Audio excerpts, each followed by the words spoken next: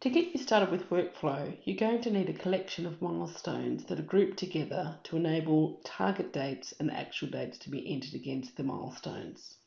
This is completed in workflow templates. Once you've opened the workflow templates, you'll see what existing templates you have. On the right hand side, once you've selected one of those templates, you'll see which standard matters these are used on. And you can also review the milestones, and looking at the catalogue, you'll see what milestones you have applied to that particular milestone or workflow template. The two terms are interchanged, workflow and milestone template. Within that area, you can also show the master list of milestones. So to know if this particular milestone template or workflow template has been enabled for workflow purposes, I can see here the codes and the description of the milestone used. If I'm using the codes, I can go down and have a look at those. On the right hand side, I will see a tick in the box under SCH for scheduled milestone. That would indicate that it's now enabled and active for workflow purposes. If your practice has never used workflow within APS before and has items on the right hand side with ticks, you may need to contact APS to help you clear out your system so that you get a blank canvas and start again. To create a brand new template, simply go back to the templates page and select Add from the menu. Enter the title for your new workflow template. In this case, we're going to create a generic workflow template that has a 28-day turnaround. Going into My Milestones, I can show the available milestones for the catalogue, and I can pick from the master list. If there was something that was not available on the master list that I wanted to add and schedule, then I simply right-click and create a new milestone here. In my case, I'm going to pick up existing milestones. I'm going to use the Control key to multiple select them.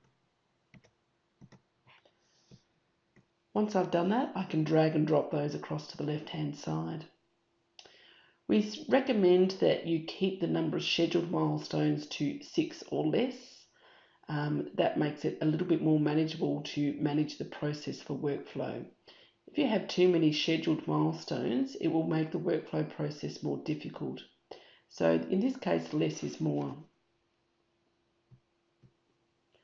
For each particular milestone that you've got for this template, you get to set the turnaround or the KPIs for the number of days. In this case, we want to start it on day 0 and end it on day 28.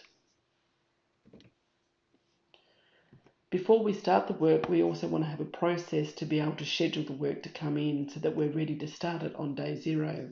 So going backwards from here, I can say within 3 weeks prior to that, we need to have the work in. Then I can go through and add the relevant days. For any particular milestone step for this template, you can also set a predefined number of hours. This may then add to your overall milestone total budget when adding this to the client. You might also have particular responsibilities.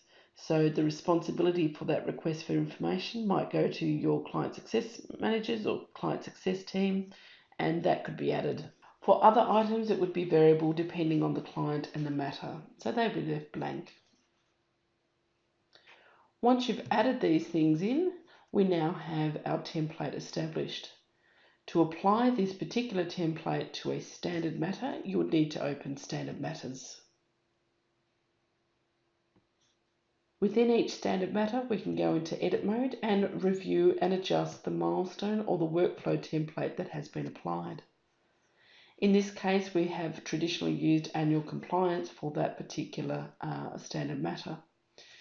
If you want to change your workflow processes and start introducing KPI turnarounds for those dates, then you could select one of the workflow generic processes and the number of days. If the number of days is dependent on the fee budget itself, then you might also decide to not have a standard matter, have a milestone template. So when the matter is added, it has to be a choice from the user. If it's added individually, the person adding the matter will have to pick the workflow days that fit your business process. Otherwise, on a bulk matter global rollover process, You could use last year's milestone as the basis for the next year's template.